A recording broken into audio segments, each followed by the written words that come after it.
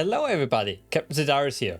We are still celebrating the anniversary of Star Trek, and today I'm honored to chat with G-Men and Russ, two developers of Star Trek New Horizons. Hi guys, how are you doing? Hi. Hi there. I'm not too bad, how are you? It's good here.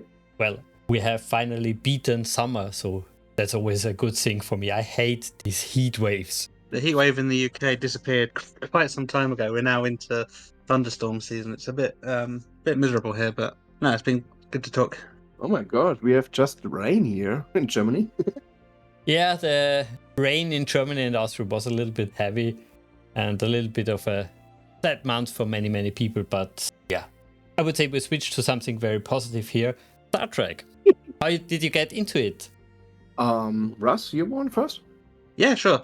So I've been a Star Trek fan for since I was a little boy. So here in the UK, Star Trek first came on BBC Two, and it would come on around 6 o'clock after I'd come home from school, and I would start watching it, and it was about dinner time that time when I was say 10, 12, I guess. So my dad would take the cable out of the TV in the sitting room and take it into the kitchen, and we'd watch it whilst eating dinner. And I think he ended up buying me a Captain Picard Playmates figure. I don't know if you remember the little figures. He saw I was watching it on TV, and my love for it just carried on from there, really. And I've watched all the shows since, and I'm desperately trying to get my son to like it as well. But he's not so sure at the moment. But then again, he's only 3, so yeah, it's been a lifelong thing for me. I've just loved it. Oh, he's 3. I always think, when is the right time to introduce my daughter, who is 4. So maybe I should already start if you already did that experiment. He's not paying it too much attention at the moment. It's no Thomas the Tank Engine or anything like that. But yeah, maybe Prodigy might be a good one to start him off on. Yeah, it's hard to figure out which series I want to show her first. Of course, Prodigy is for kids, but it's not the original stuff I grew up, so it's hard for me. Yeah. And G-Men, of course, how did you get into it? It was pretty much less like by Russ. So I was a child, pretty young, maybe 6, 7, 8 years old. So I watched in the Sheldon Cooper Re-Evening, the original series, and the Next Generation TV shows. And there is one of my strongest memories is where my mother asked, "Is this how space travel looked like?" at this show in the TV show. I ever remember to this question, and I remember that I had no idea, but I never forgot it. And since then, I watched every TV show from Star Trek. So it's all a long time I live. So almost 30 years now I watched Star Trek. Nothing wrong with that. No. I love it still. Just a few episodes I don't like, and maybe not every movie, but overall I love it. And yeah, if you would share maybe also your favorites, since we have the celebration, I would like to know. One of my favorite episodes is the DS9 episode. Called Do You Know Tribbles? It's Starport 7, it's called maybe, where Cisco and his crew is traveling time back and try to catch the Klingon spy on the Federation starbase who want to kill Kirk with bomb is hidden by the Tribble. So I love that one. This is one of my favorites. I watched it 2 days ago. So it's usually to me to watch any TNG era show every evening to getting into sleep. The golden age of Star Trek. To me, is it? Yeah. I guess to many. And exactly that episode showed that it doesn't really matter how TOS is portrayed. It can look like in the 60s, and it's still a fun experience. Yeah. I don't like the boss as like I like the TNG era. The buttons is so inspired by idea in the 60s, and in the 60s it was more a space cowboy experience for the people, I guess. But it was the introducing for Star Trek, and it's the history, it's the legacy of it. So you need to watch it one time at least, and then it's okay if you don't like it, but it should have been shown. Definitely. And I really appreciate that they did in Deep Space Nine and Enterprise later really show how it was. Just improved a little bit the graphical aspect, the detail aspect, but in core principle left the design as it was. Yeah. In Enterprise, I really love that show. It makes some things better, but it depends on the years and decades of TV shows. So they have learned a lot, and then it was suddenly a big event in New York, and so they had to make a new story for the Cindy Probe episode, and the entire arc was changed. But it was okay, and I was not happy that it had ended so roughly. Say the plans to make a fifth season should have been shown to the fans. So I would really like anytime we get another early Star Trek TV show. So far, I know it's planned a student version, where, but I not much into it. But I really like the start of all that idea of the Star Trek Academy. The origin stories, basically, yeah. Russ? Yeah, my favorite movie was First Contact, because it was one of the first, I say, grown up movies that my parents took me to when I was young, and I loved it from there. It just felt like Star Trek, TNG, which I loved, come to life, and really taken up to like level 20. It was just, everything that I'd watched on screen, just but taken to a complete next level, which I thought was really awesome. But there are just so many episodes that I would quite happily watch if I'm, up at night, or just wanted, to switch the brain off and watch them. I think I've watched Best of Both Worlds more times than I can count. I've watched some of the DS9, Way of the Warrior, so many times on Netflix. I just, if I'm just doing nothing, I'll have it on in the background. It's just just to chill out and enjoy. But also, like G-Man said, I thought Enterprise was really taking off when they cancelled it. I thought it was such a shame that they didn't, it didn't get a chance to complete the story that it wanted to tell. But yeah, I say there are so many great episodes, and I try and be open minded to and enjoy the new stuff coming out, because it's carrying on. Whether you like it or don't like it, it's carrying on the Star Trek name, and there's some good stuff. But when they lean on the history of the rest of the show and the rest of the series that have gone before it, just something about that really stands out for me. Well, since we are talking about Star Trek games, I also would like to know a little bit about your gaming history. You play any of the Star Trek games? What did you like? What didn't you like, for example? The overall first game I played was Birth Federation, BOTF. I really spent a lot of hours in that game. Multiplayer, we played a lot. Then we switched to Star Trek Armada. There was one or two shooters, but I cannot remember the names. Elite Force 1 and 2. Elite Force, right, yeah. And later then, so I missed a lot of Star Trek games, maybe, but later then I joined Star Trek Online, short after the release of it. And I didn't like that, so I dropped it.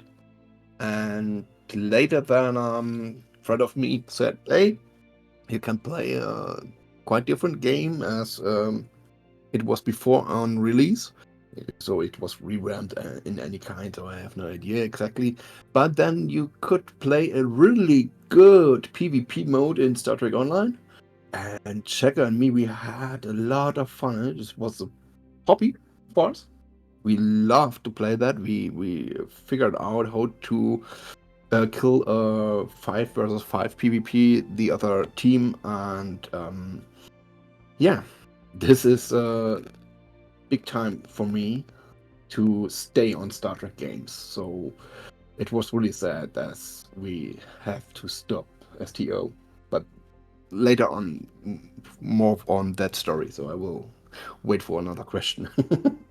Yeah, I think a very similar story for me. That there was that golden age of Star Trek games. I think was it Activision that owned the license at the time. There was like a whole series of really, really great games like Armada. Was it Fleet Command, or am I getting that? Starfleet Command. That's the one. Yeah, really fun games. They used the license really well, and you could tell that they really loved making them, and they would, the details were all spot on, from the sounds to the models. Everything was spot on. Yeah, and then the Birth of the Federation, I think, was like the big one. I played so many hours in that game. It was just exactly the sort of game I enjoyed playing. Like, the strategy and the thinking, the tactical side of it. It's so good for me to hear basically that you played Birth of the Federation. It's such a niche game. It's rare to find other players who basically played it. It's really niche, yeah? It was. It had very bad critics. Every PC magazine basically either said it's very bad or just mediocre. We Star Trek fans, we loved it, but it wasn't enough, sadly.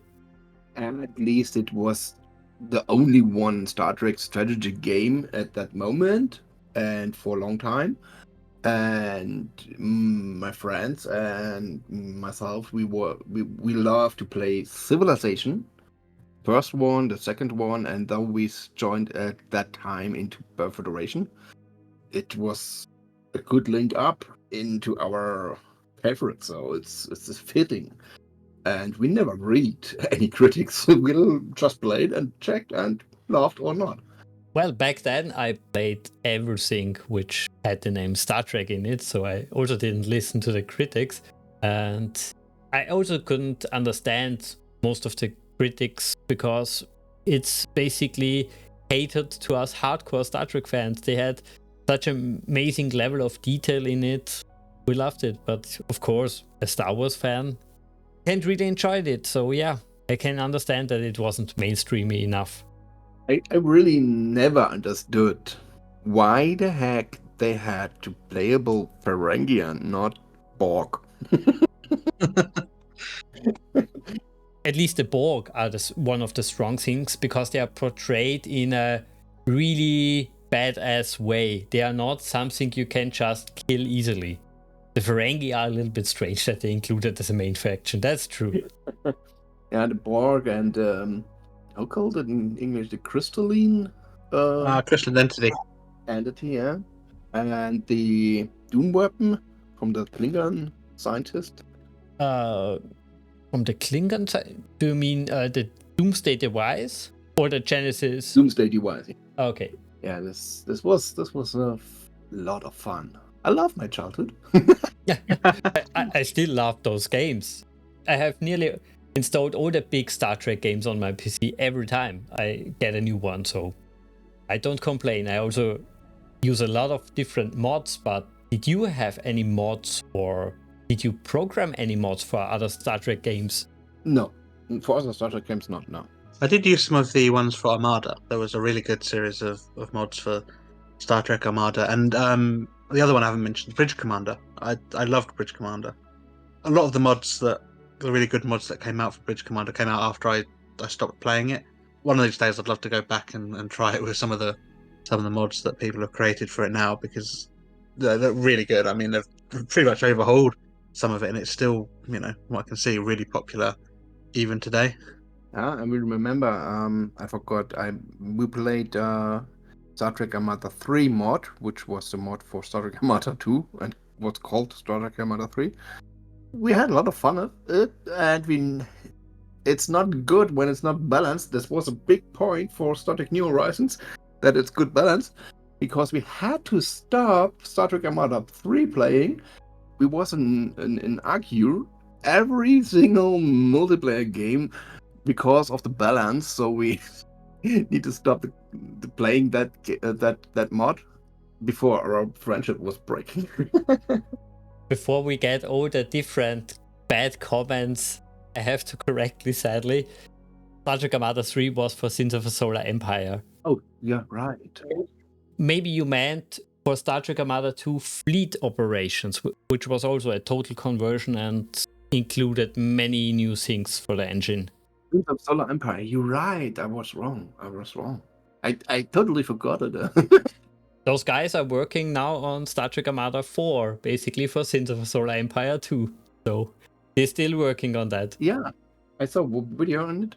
Bale was the formerly developer of Star Trek Armada 3. He was a really good guy and made a lot of cool things. I guess today it's Max Löff, the main developer. He still has, from the beginning, more or less, the lead on the whole project. But he, of course, shifted from time to time his priorities to different mod projects. And now he's more or less focusing, at least I think he's more or less focusing on Star Trek Armada 4. So it's still Stellar Parallax called modding community, right? Exactly, yeah.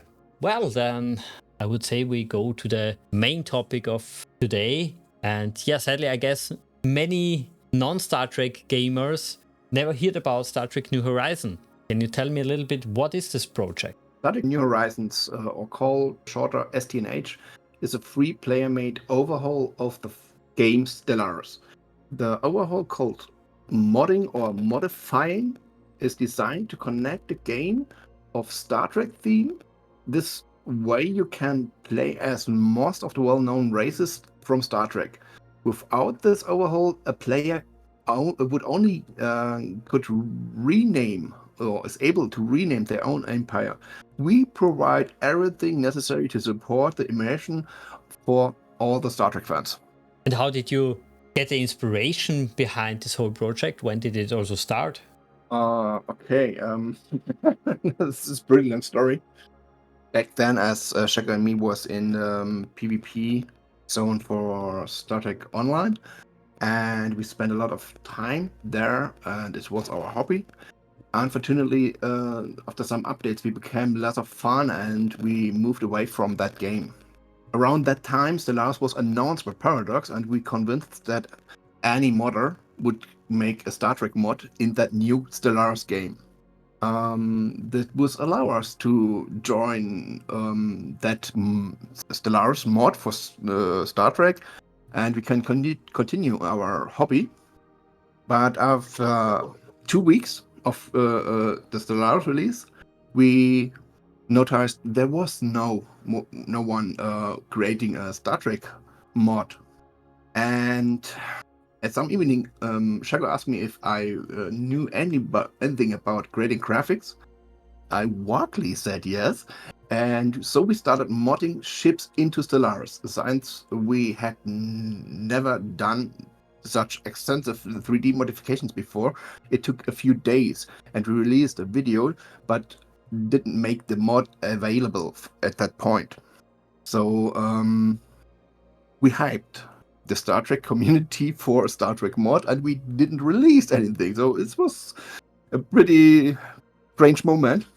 But a few weeks later, we released our first stages, and Shago brought together the founding members of Paradoxical Development Group, which we are still the PDG we call. And we divided the task and started transferring all our ideas into the mod, it was more than a full-time job, and we kept adding content non-stop. The fans of the community was pretty amazing, and we was hyped by that wish to get these mod done. So we was convinced at some point that we could make it happen. There was maybe 10 people who modded at the New Horizons at that point, which was maybe 8 weeks after the start.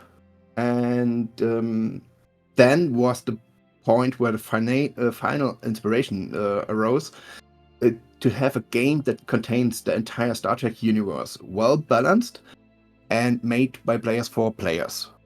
that well balanced was the part we learned by Star Trek Armada 3.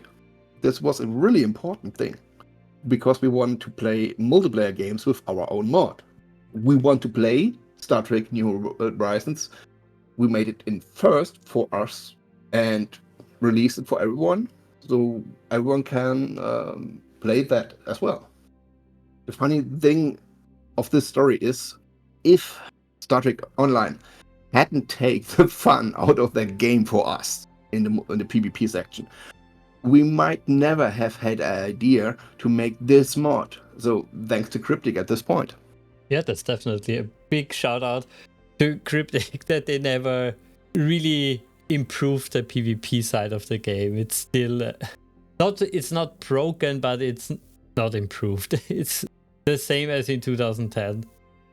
So Russ joined later, but I guess for Russ it's maybe still an interesting story.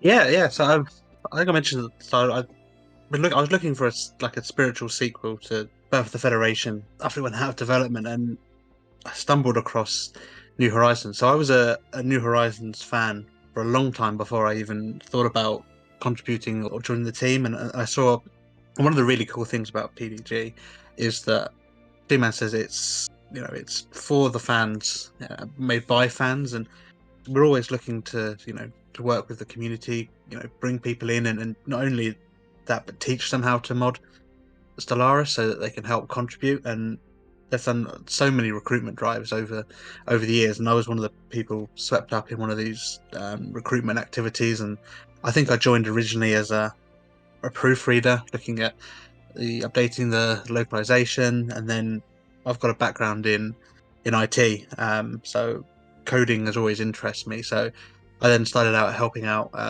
one of the devs at the time with bits and pieces of coding that he needed doing, until I gradually worked my way up, getting involved in event writing, and then as time has gone on, got more and more involved with the team. It's a really cool group of first of all, fans of Star Trek who want to work together and do this, and it's there's some real fun stuff that goes on behind the scenes where we discussing ideas and how we want to take the mod forward. And it's a good group of people who don't always agree on everyone's ideas, but it's discussed well, it's moved forward, and it's everyone's really keen, I think, to listen and do this for the community, because I say it's not just a sequel to Birth of the Federation. It feels like it's a sequel to all of those games that never got a sequel, because there's a little bit of inspiration from all of the classic Star Trek games that have come before it, that have now kind of found their way into New Horizons, which I really love about it. Just want to ask, Russ, do you know which year you joined the team? I can't remember. Wow, that's oh wow! I think back when I need to say here the mod was started in 2016, so we more than 8 years now. So it's I guess it's a pretty old mod. We forget sometimes things, so I cannot remember when you joined, but it's years ago, 5 or 6 years. I think it's 6 years. Yeah, I wasn't part of the original group. I'd love to have been part of that original team setting things up, because there's some really cool stories that come out of that. I need to say, Russ is the most important modder right now, so it's good to have him here. G-Men, you mentioned at some point you were around 10 people. I wonder how many people in general worked on the mod, especially you included translations for this mod. I guess it's a huge number of people contributed to the project. A few years ago, I read all names of the credits and counted about 400 names. Whoa, not bad. That was a few years ago. It's a bit quieter right now, so the mod is much bigger, but it's pretty stable, and the processes are more streamlined. The most people in the localization team, for sure. So we have a lot of different languages and a lot of work, a lot of typing texts. I would estimate per Mario modders like Russ or Shago, maybe me. And that's around 20 people, maybe 25 in all the 8 years. But people with over 10,000 hours of modding for SDNH, maybe 10. That's really quite unbelievable. You're definitely the biggest community project in the Star Trek genre in general. It's unbelievable, guys. Yeah, maybe not the biggest, but one of the big 5. If you consider how much text you inputted, I guess you're the biggest. Yeah, that we can exactly calculate. I guess it's 8 kilobyte for one text file page, if I remember correct. And I have the numbers here anywhere. We have 16 megabytes text files for events only. And we have 150 megabyte text files for localization only. And just divided by 8 kilobyte. And then you have the page numbers, and then you can guess how many text it is. Guys, you definitely earned that title, the biggest project in the Star Trek community. It's amazing. Well, maybe Russ, you have something to contribute at that point? Yeah, I was just looking now. We've got there's 215 event files, of which, I don't know, there's usually about 10 individual events within a file of that, which includes mechanics and stories. So, we cover right the way from Enterprise through to Picard series. So with even a little bit of the later series of Discovery thrown in and modified to kind of our own tastes. So yeah, the size of the mod is it's got to be one of the bigger ones I've ever come across. And that's before you start looking at the graphics files, the text files, and everything like that. So yeah, it's a bit of a legacy of people who've kind of have come and then gone, and then the new people have come in, and yeah, it's a real story of its own, I think. So it's just to ask, how big is the mod? It's 30,000 files. That's more as the base game have. We have 1,267 mesh files, which means the 3D model files. And this includes, though, maybe around 800 chips and its attachments and bases and so on. That total size of the mod is 11.7 gigabyte, which 9.6 gigabyte is only the 3D assets and its graphics. And that's just only the parts we added. So we have to override the base game part as well. It's called common folder. And this one I have no numbers right now, but I can check if you want.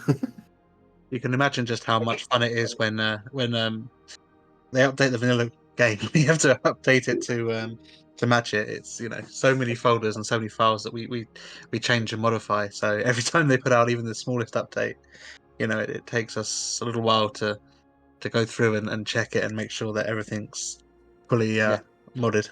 One of the big parts to modding Star Trek New Horizons is to make it up to date with the base game. It costs a lot of time. Sometimes it's just searching the bug, what is changed, and making issues. It's pretty insane. So Russ have a bunch of players who just play unofficial version of the mod to check where is a bug to better find it. So you can modding or playing, but you cannot play and mod at the same time. This is not possible. And I find the number for the common folder is 37 megabyte of text files. What is the part of the mod which overrides the vanilla files? You mentioned that Stellaris is always updated. What would you say, guys? How long can the mod still run without including any fixes for the latest version? Or is the mod always broken when there is a new update? Oh, that is simply as long as we stay on Steam, everyone can roll back its version of Stellaris, and so he can play without any version issues the old version of Star Trek New Horizons as long the mod is not updated to the newest version of this base game. Okay, so can always roll back basically. Basically, yeah. Okay, that's good. Because I wondered, it's a huge undertaking to always keep this thing updated, and every project has its limits, sadly. Yeah, I mean, most new updates that they put out mean that you have to roll back because they change something. Usually, it's me in the UI or something like that will change that causes us most problems. But I would say, keep me honest, G-Man. We normally update within a week and a half after the base game goes out because we've got to do a fair amount of testing, and obviously our testers can't start testing until the vanilla updates are out and stable. So a lot of that time is spent with them testing the new update and making sure it's as well tested as possible. But I think on average we're about a week, just over maybe a week and a half after it comes out, we then update our version with a basic compatibility patch, and then we potentially look to add some of the newer features in subsequent updates afterwards. Going also a little bit back to the beginning of the mod, how easy was it for you guys to get into modding yourself? Was there a lot of documentation? Could you use models from other games? How hard was it, basically? Shaka and me, we had some experience with Paradox modding. So we had a lot of hours in multiplayer in Crusader Kings. And before I was in House of Iron 2, there was I part of a team of real estate mod. So I had some experience in the coding at all. I never was good at that, so it's okay. But I had no fear to join into. But I had absolute no idea about making 3D models. Absolute not. So I installed Blender, that 3D tool, right at that moment as we started Star Trek New Horizons modding. As we knew we have to take models which was already made for Bridge Commander as like.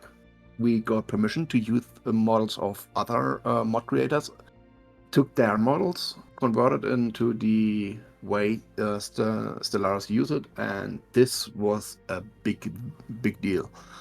Before we got the way how to make it, it took some weeks.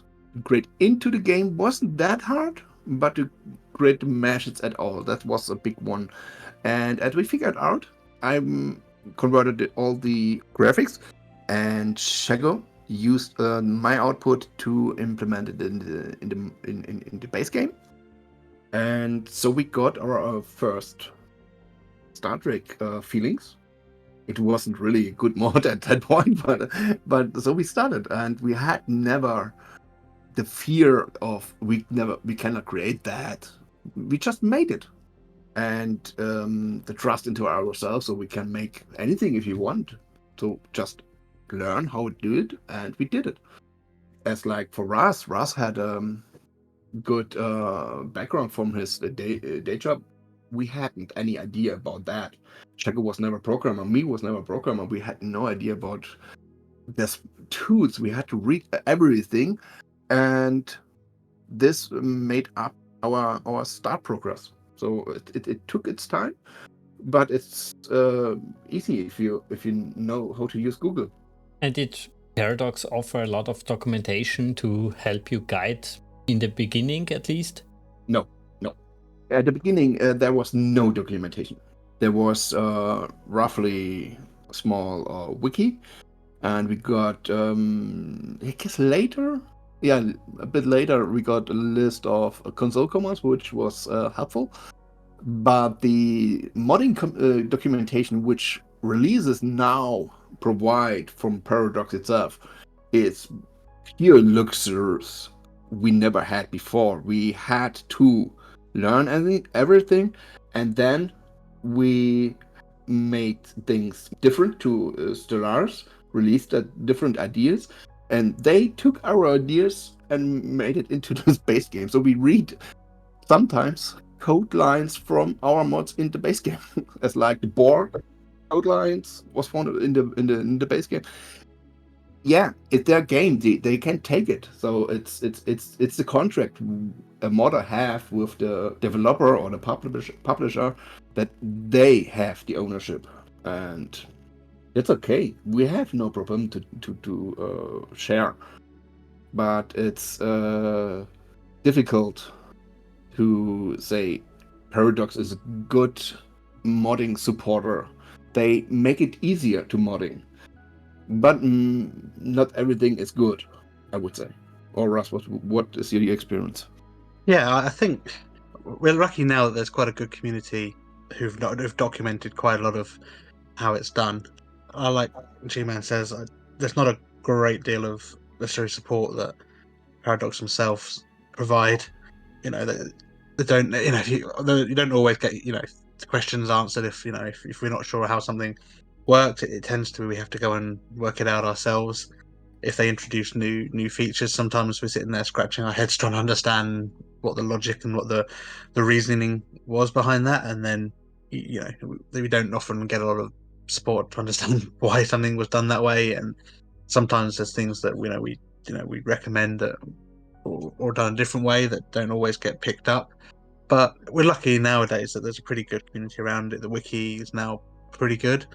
But yeah, once you you look at how they do things, there's a little bit of a logic around how they set up and how they code things. So it makes it a little bit easier once you've looked at it for a while. You can start to understand how they've done things or work out why things are done. I think one of the biggest things is called scopes. So they have different scopes for doing different types of events. And once you get your head around that, it starts to make a lot more sense.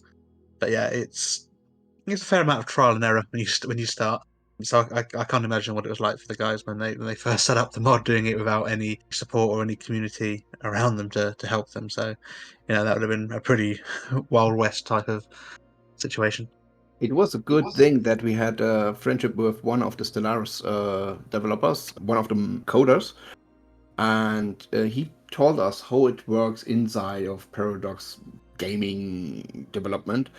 And so we understand that the engine for the games is a different team, and they have to open a task which they want to have things that happen in the game and send it to that engine team. And so we understand it's not simple to create in Paradox games. So the Clausewitz engine is used for a lot of their flagships, and it's always the same team which coding the Clausewitz engine, but it's pretty hard to make changes which is needed or things what the developer want, but it take months or maybe years before it's changed. So we got a better understanding in the internal process for that game. And overall, the fun thing is that we developed our modding community, the PDG, is exactly the same way structured as Paradox developed for the base games. It's just the thing how it's working good. Can people create without connection at the same way? So we created different teams. One made 3D, one made events, and one made storytelling or whatever. So, and we had meetings and had ticket system and had a GitHub repository, and everything the same as the development of a game was created in the same way as we make the mod. And it's understandable that a developer cannot do everything, as like we for STNH cannot develop a wiki page for the game and stay up to date. So we opened a wiki page in the Paradox wiki website, but we cannot develop that. So we hoped ever that the community is joining that, and some was joining, but it's ever behind the mod, and the mod is ever behind the base game developing, and the base game developing is ever behind the engine developing. So it's a pile of shit. It sounds like a huge pile. So many different teams, so many different members on your team and on their teams. What I also really wonder always is how good is the engine in the sense of limitations? For example, were there features you couldn't add? I think one of the things that Trek fans really like is it being. I think one of the big complaints is that when the game doesn't play quite as accurately as they want it to play in terms of a certain technology. One of the bigger complaints we're seeing is, I'm in the the TOS era, and I've already researched TNG chips and components, or one of my hero leaders, Captain Kirk, is still alive in the era of the Next Generation, stuff like that. So we're kind of limited on terms of like some of the core features that the game has, like the research and the ship. The ship system only has, at its core, a very limited number of ships per faction. We've done some really cool things for, the Federation, the Romulans, and the Klingons, where we can retire ships.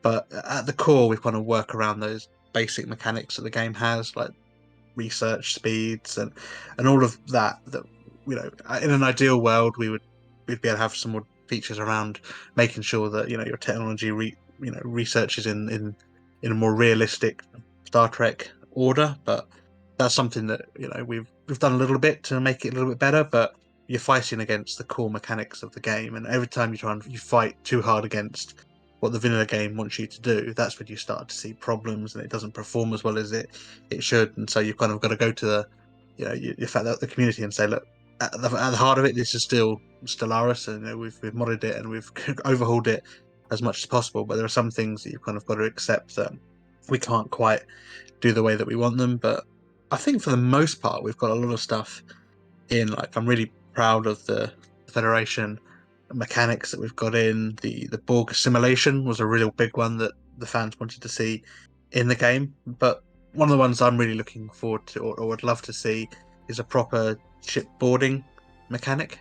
We've tried to implement something along the lines, but I think until or if they put something like that into Stellaris, then that's something that we're never going to quite work in the way that we'd want it to. So yeah, for me, I think if I get a proper ship boarding and capturing mechanic would be really awesome to see in the game, and that's one that we haven't quite got in working the way that I'm personally happy with just yet.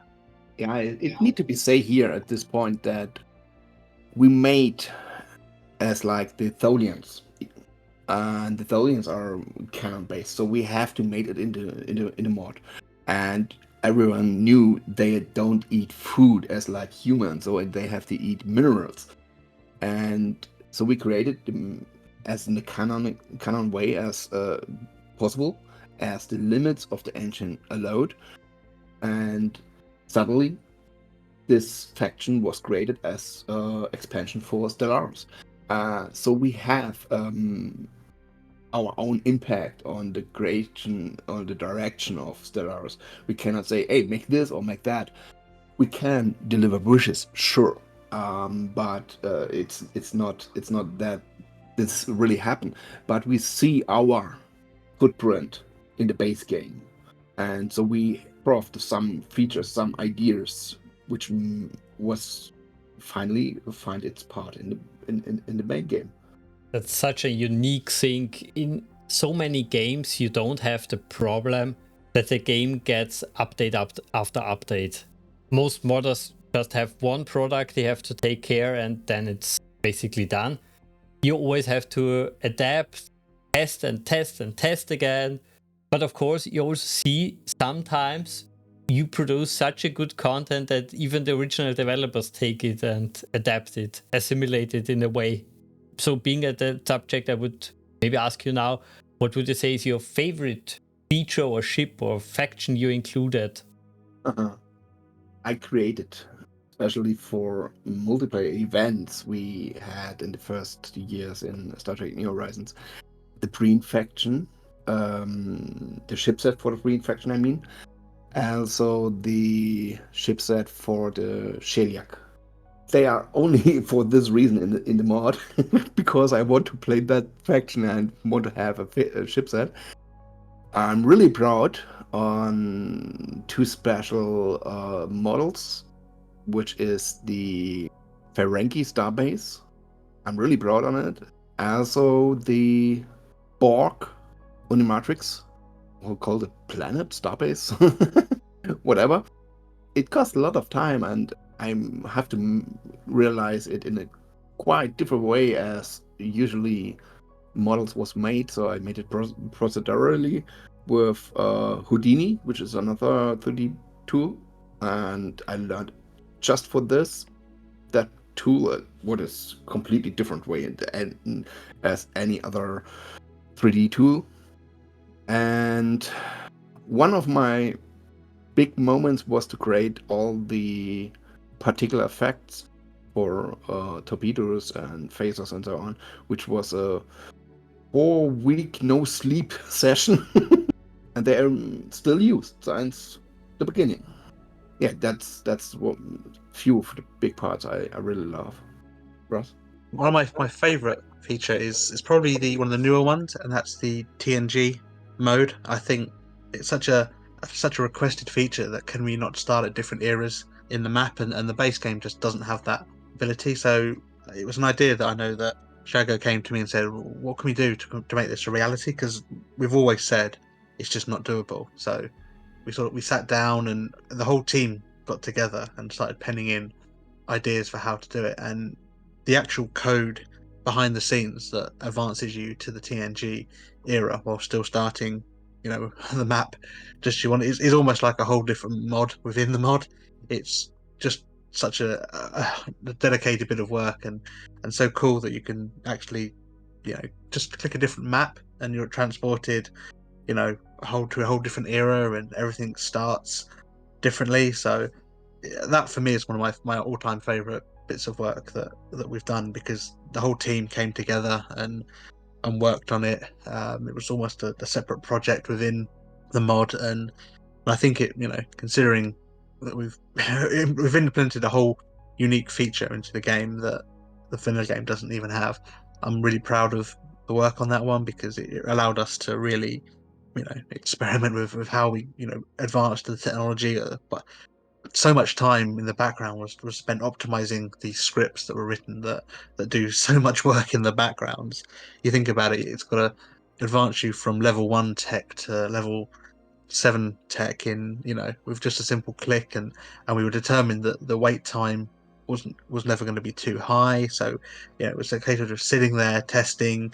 The testing team came together, the development team within our group came together, the story team, everyone really came together to pull off this really cool feature, and I think I love it. It's something that's, really, really cool. Yeah, the main coder for that feature was Russ, to be say. But I'm really sure it took him 6 months of digging it to make it real. It was an awesome job. Really awesome. After hearing so many unique features and details of your mod, what is the future? How far do you want to go, basically? I think Russ will describe the immediate future for sure, but I can say the mod will ever die. So we won't let it die. At the very least moment, we will make the repository available for the entire world. So far, I can say I will not disappear it. And for the near future, Russ?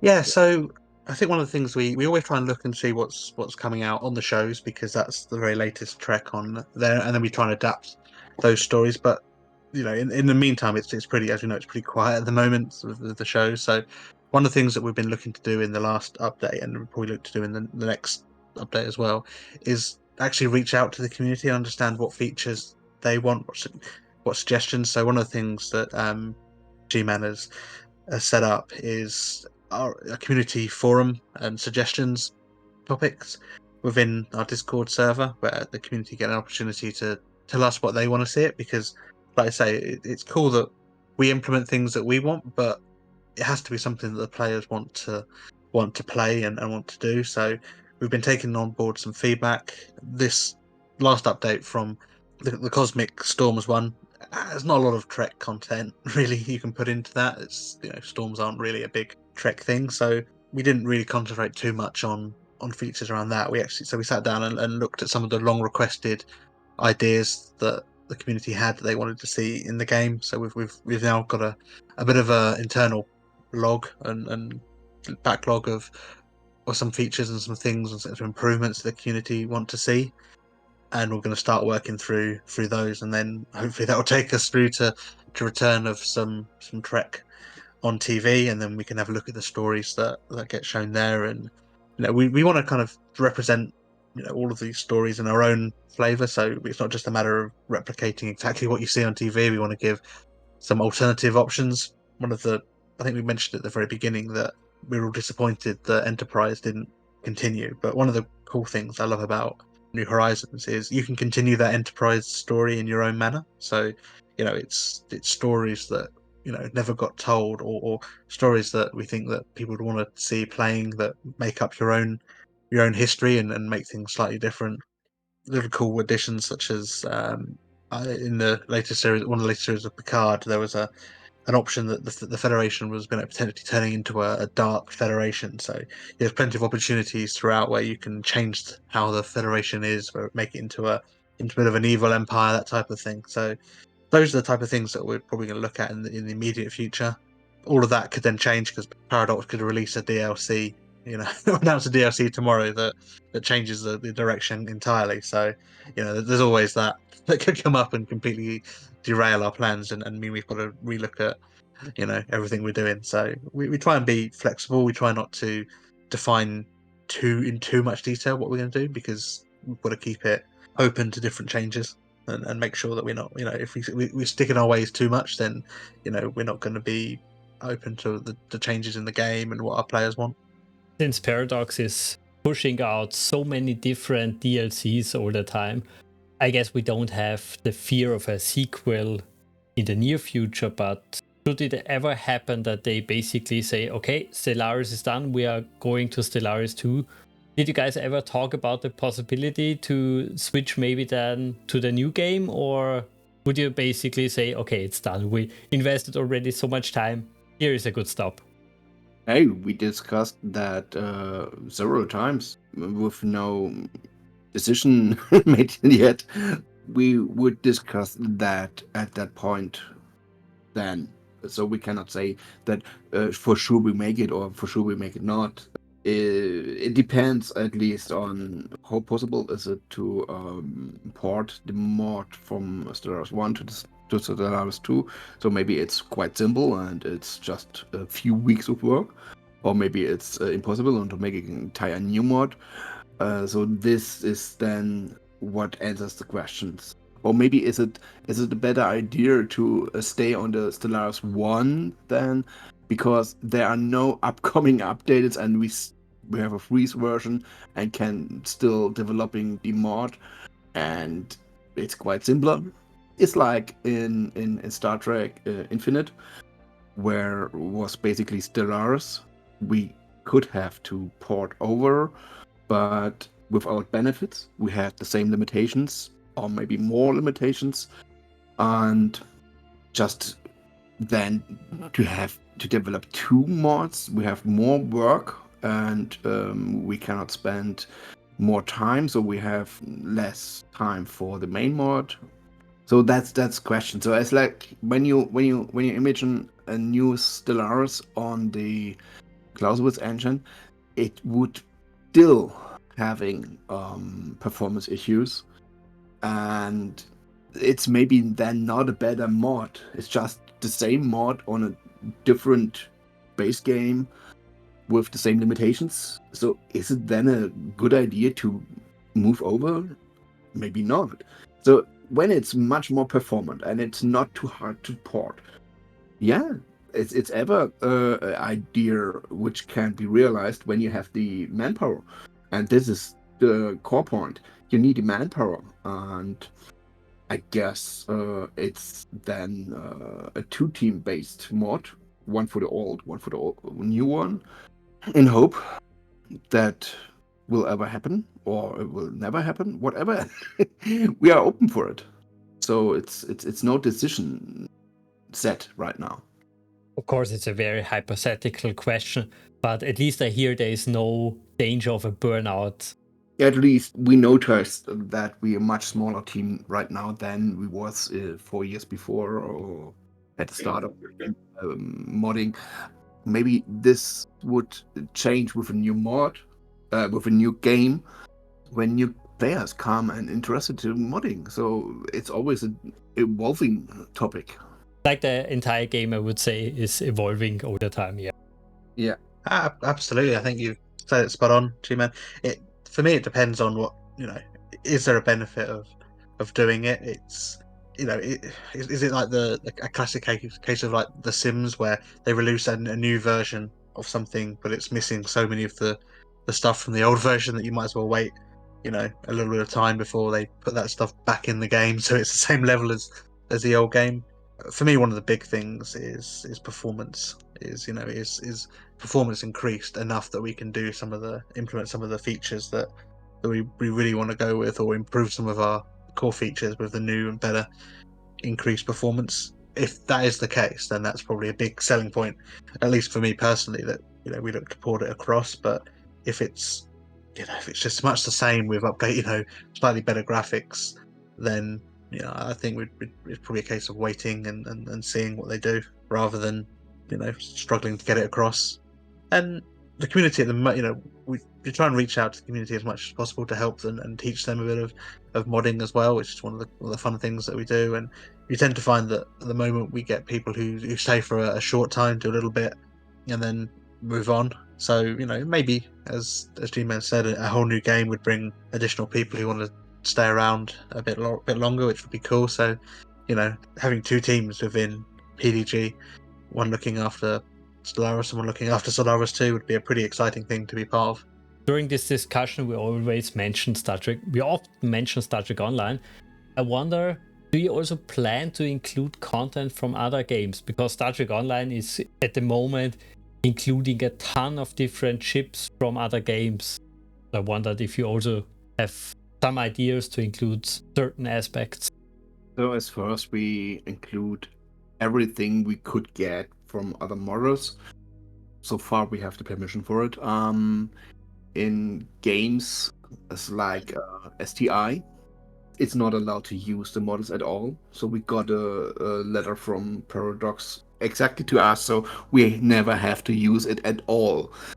In Star Trek Online, it's not that the big deal. So you can use their designs, and you can rebuild their designs, or you can rebuild any designs you see. But we already incorporated a bit from STO. So as like the WoF models, the chipset from the WoF is totally inspired by Star Trek Online. The pre-models as like the Tholian models as like. So we take everything we can get, but it's need to fit into the canon. Yeah. So in Star Trek Online, often is the focus to monetizing the players. So they give the money to Cryptic or whatever the company is called today. It's carefully evaluate which is fitting and which is not, and we have for sure defined our own canon. So for STNH, it's not exactly what fan would think. This isn't canon and this is better canon or whatever, or this is novel canon and this is non-canon and. And we aim to stay possible as close to the official one. That was the core idea, a canon-based game or canon-based mod for Star Trek. So yeah, when we can take anything as idea, as a concept, or maybe as a model, and it fits to the mod, yeah, then I'd say our story branches off in a different direction to theirs, but sometimes there are the story ideas that the community who play a bit more Star Trek Online than I do right now suggest some ideas, but we put our own spin on them, because the important thing for us has always been that we have our own universe. We have our stories are told in the way that we want to tell them. So yeah, there's certainly things for inspirations that we do. Some of the uniform ideas are really cool and are really nicely done. Funny enough, we had a graphic, one of the guys who worked in the graphics team, who's actually gone on to work in Star Trek Online. So it's it's actually some of it filters the other way. But yeah, like I say, there's some ideas that we look into, but it depends what they do, and I think our story goes in a slightly different direction. But they do a really cool job, and it's I'm really amazed and impressed that it's still going and they're still releasing new content for it. So if there's anything that comes up in the future or a story that the players like, for me personally, I prefer the novels. I love the novel canon, and I'm much happier to add novel canon events and things like that into the game because I think that's something that I'm closer to. But if the community really like an idea, then I'm never going to say no to it. It's really nice that you guys basically consider every facet of canon. Doesn't matter if it's the real canon or games or books. Look at everything. I like that approach. Yeah, I think across all of our stories, we've got a little bit of everything from everywhere. There's some events in there which pay homage to the JJ or Kelvin verse, done in our own telling of it, which is slightly different. There's characters and events that appear in from the stories. There's a little homage to Star Trek Resurgence in there as well. So we try and take it a little bit from everywhere. Really, if it's good Trek, then it's good Trek. Yeah, I'm not that big fan of the JJ verse. I need to say.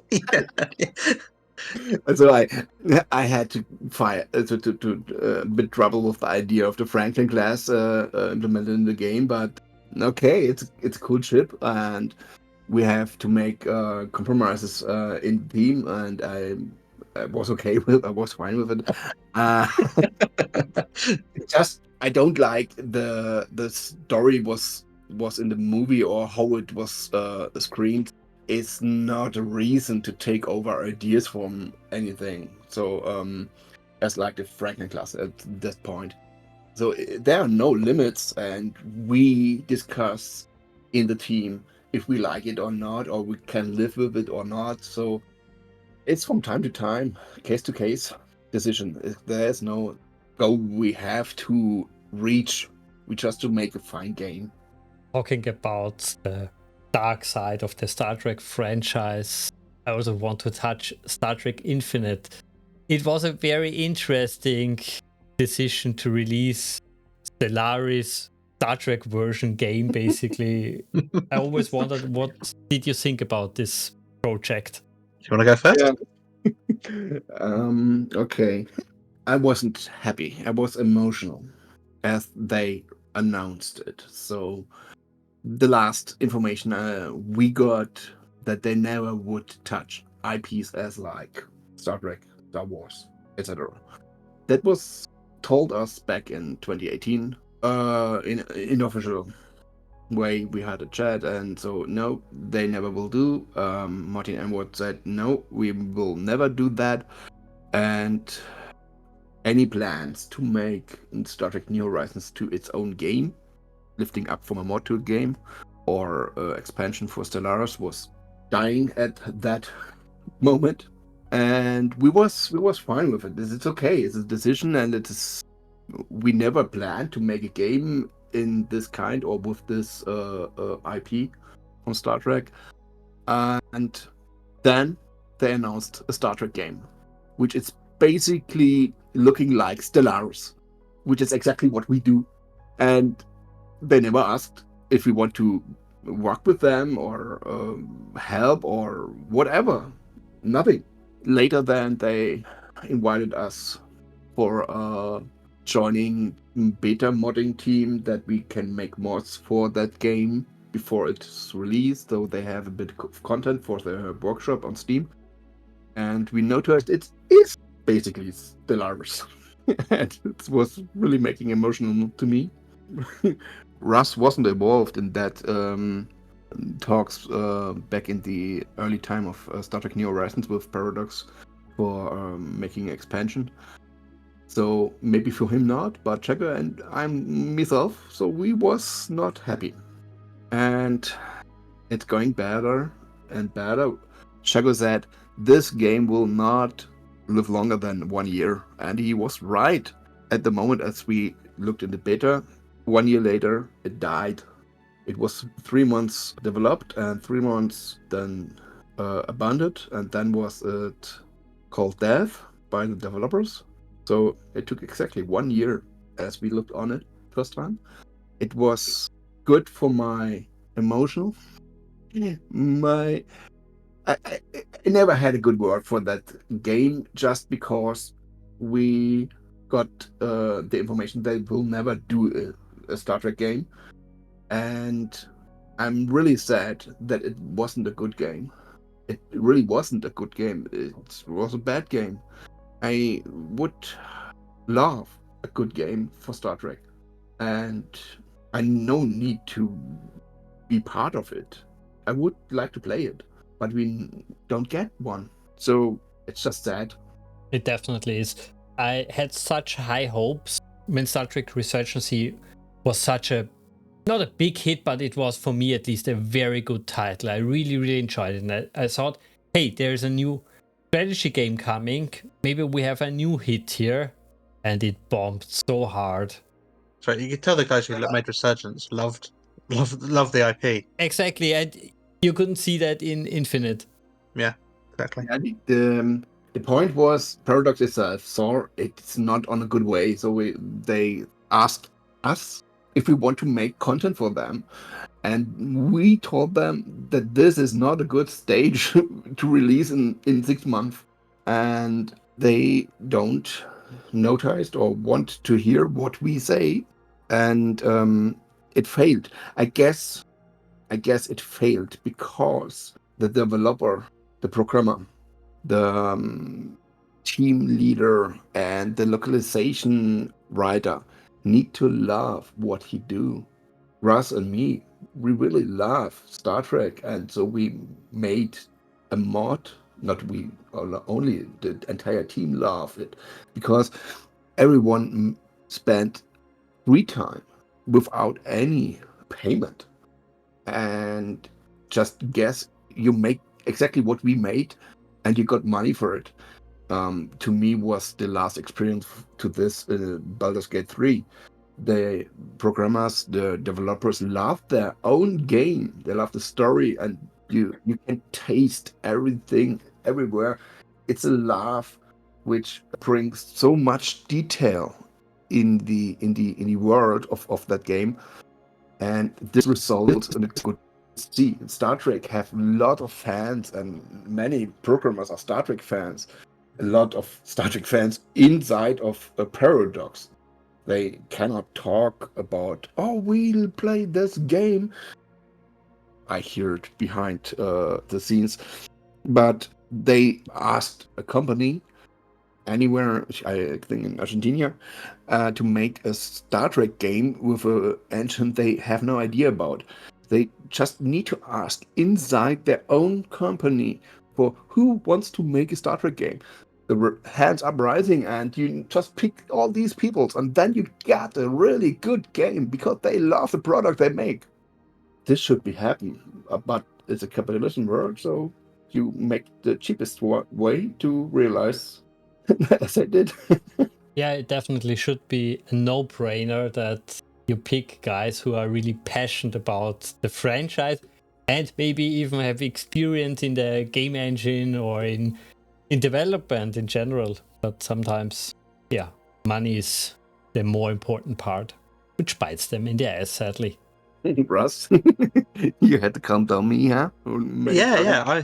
I mean, I've known some of the guys on the team, particularly the guys that Shago and G-Men mentioned, and there was real genuine emotion from those guys in what happened around that whole scenario, and that was kind of that really sucked to see, because I've grown to, we've got some really good friendship bonds within the team, and it was sad to see that how that impacted people, and it was frustrating because it harmed Star Trek gaming, I think, rather than doing any good. It set things back, and it made it less likely we'll see a game like that done properly now, I think, because it'll be seen as players aren't interested in that genre, and I think that's not correct. I think players are interested in seeing it done right, and seeing the little details and that make it Star Trek and not just a game with a coat of paint over it.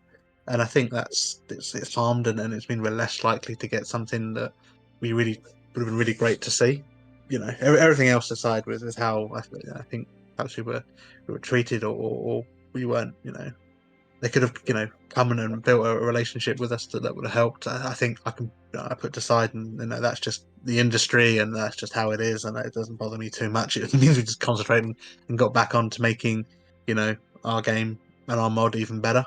So that doesn't bother me. But the sad thing is, I think for players who who may now not see something really cool in the future from another, because people will see that people don't like Star Trek and don't buy Star Trek games, which I don't think is true. That's so true. I also had so high hopes that this will maybe be a new golden age of Star Trek gaming. Just before the release of Resurgency, we had the re-release of the Activision titles on GOG, then Resurgency and another RTS. We all thought, in my circle at least, finally we're getting new content. And now it's again a very bad mood. I would say even a bad prophecy again for Star Trek gaming, sadly. And Star Trek is not easy to make a game. In the industry, the people say Paramount or CBS just give anyone license to make a Star Trek game and get the fees. It's quite simple to get the IP, okay, but sometimes it's pretty strange in the Star Trek IP, as like Stage 9 was killed. So by closing the Seas letter, they had to. This was a simulation of a Star Trek Enterprise D, the Picard one, where you can just walk around and use computers and just like in an Echo game, just without guns, just like a museum. You could nothing do, you had no missions otherwise, you can just walk around. It was pretty awesome what they did, but it wasn't a mod, it was a standalone. You have to install and then you can run this digital museum. And then was Bridge Crew, the VR game, was Bridge Crew? Exactly, it was Bridge Crew. Before Bridge Crew was released, they shut down Stage 9, and I guess it was because the fear that people think, oh, I don't buy the Star Trek game, which is in VR, I played the for free museum. And so Star Trek kills itself. It looks like that the holders of the IP of Star Trek just think where we can make money and where we can lose money, and not thinking about this is an IP, we have to make it better, make it brighter, and make things good or bad or whatever. They just think money. This is what happened in Star Trek. So that's maybe the main issue. So it resulted in the decision by Paradox. They have a lot of fee to give up to Paramount or CBS. I have no idea which exactly right now, and make the risk lower and give it outside of the team. And when they fail, so it's not a big deal. And same happens to any Star Trek game. It's always the question about how many we can get, and it's looking about all the history of failed Star Trek games, and they okay, we need to lower the risk. It's the revenue, it's not guaranteed, and that makes the games more worse because nobody is going into it with the love I mentioned before. Yeah, it's always interesting that they consider it's better to release a tech demo. Star Trek Bridge Crew was nothing in a game sense. It was a tech demo for VR. You had a very shallow concept of missions and a few gameplay gimmicks, but it wasn't really gameplay for me. Especially if you consider games like Pulsar, which simulate the entire ship. You can walk around, have missions and everything. Basically, they consider, hey, this tech demo is better than this virtual museum of the Enterprise D. I always wonder, why don't they consider even giving that guy a little bit of money and say, hey, make this a working product for us? Yeah, I don't get. I think these people which are in charge are not that thinking in this way. So we want to have a good experience with the Star Trek games, of Star Trek series and TV shows and movies. And for there, is it only a business. And the product they have is Star Trek branded, nothing else. Totally true, they want money, but I have to consider as a business, what do I want to send out? Do I want to send out a product which is really low quality, which maybe will be bought by, let's say, 0.1% of all Star Trek gamers? Or do you want to make a little bit of risk and maybe have the potential of 10, 20, 30% of all Star Trek gamers?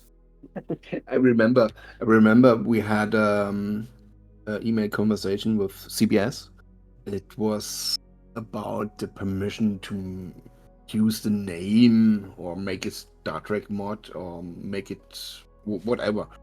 And basically they wrote back, not in that words, but we don't care about mods.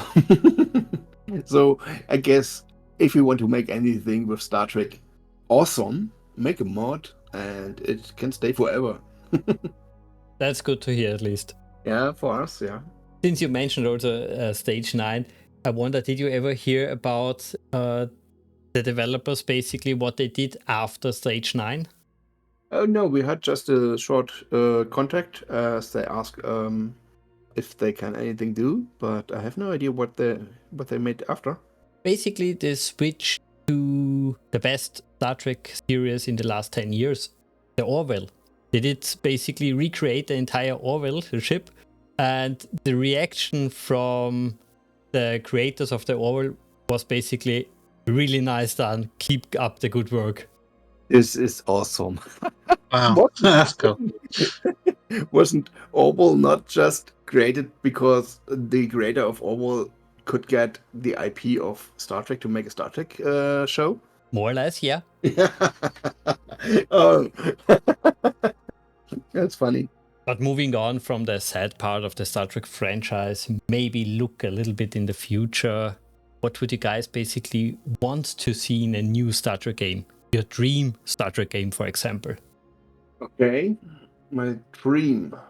I love the way how Paradox make games like Crusader Kings, Europa Universalis, Hearts of Iron, Stellaris. It's all the same RTS kind of game. And I would love kind of this Star Trek game we made with New Horizons, but with a pretty good performance and a huge galaxy and a fitting economy, combat system that's fit, a real scaling for it, which means that you have to fly 70 in-game years with the Voyager from Gamma Quadrant to the Alpha Quadrant, which is not possible right now. So I would like this kind of really realistic game for Star Trek as a strategy game. This leads into another issues, though. You maybe create 10,000 or more new species when you encounter the entire galaxy. So in Star Trek, the known galaxy is pretty small. Just a few hundred light years around the Earth is part of the Star Trek universe. And the Bajor wormhole makes contact to the Dominion. And we know that the species of the Voyager TV show. But around this, we have no idea about the entire galaxy, what is there in the canon. And this would maybe a big issue. But I would really love a galaxy in this size and a performant game. This is the core point for Star Trek New Horizons, performance.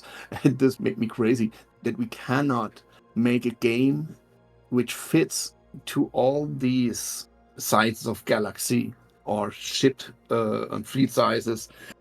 It makes the PC much slower and slower and slower. You need to load up a game in 10 of minutes or whatever. A game which could solve that issue, that I would love.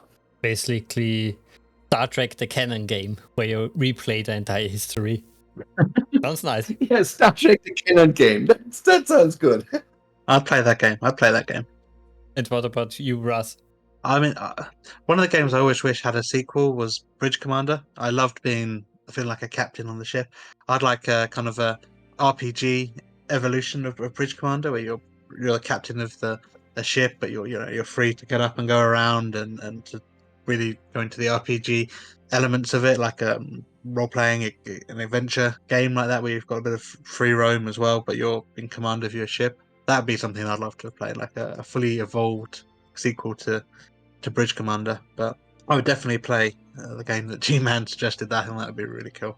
It's one of the big things that we constantly battle with is fans want to see more and more Trek features within the mod, but each element we add adds a bit to the performance. So it's a real balancing act between making it as unique and as Star Trek as possible without impacting the performance too much. And we took the decision a long time ago that we're trying to make it as authentically Star Trek as possible, and that does come a little bit of sacrifice to performance rather than taking the vanilla flavor to it. But it's something that we've got to balance, and I'd love a really performant version where you can have truly epic ship battles, as you see in Deep Space Nine, something like that, where you can watch it and play it on screen on the game without it freezing or it slowing down or stuttering. It would be so cool to play.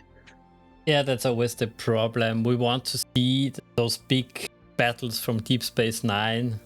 Sadly, most games can't reproduce that, but maybe in the future. Yeah, there is one game, Distant Worlds, which is Distant Worlds 2 right now, which have the right scale, where you can spawn 30,000 planets, but it's still performance issues when you have that big galaxy. But there you can make the idea I have, basically, but not that cool designed as you can make it in Stellaris, where you have your battles. I think it needs some years of more computer developing that we get better computers and make it real.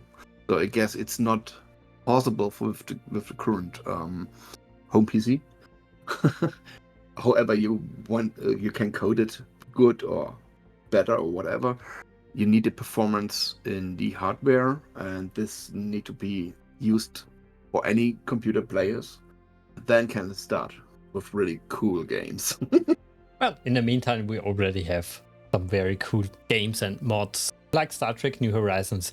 I just can speak for the majority of my friends who played it. It's an awesome mod. Really a big thank you for creating it and supporting it to this day.